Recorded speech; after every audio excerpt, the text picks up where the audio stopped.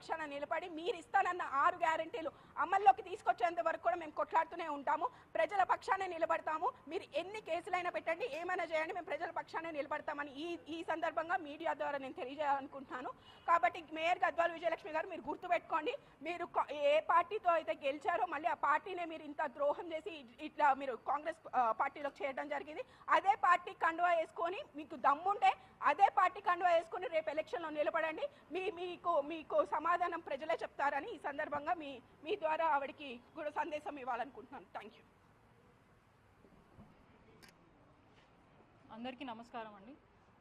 ఈరోజు నిజంగానే అసలు రాష్ట్రం ఎటుపోతుందో అర్థం అవ్వట్లే. సొంత బీఆర్ఎస్ పార్టీ కౌన్సిల్లోనే మహిళలకి భద్రత లేకుండా పోయింది. అది కూడా మేయర్ గారి ముందే. మేయర్ గారి ముందు మహిళా బీఆర్ఎస్ కార్పొరేటర్ల పైన కాంగ్రెస్ జెంట్స్ కార్పొరేటర్స్ వచ్చి దాడి చేస్తుంటే అక్కడే ఉన్న మేయర్ గారు దాన్ని ఖండించి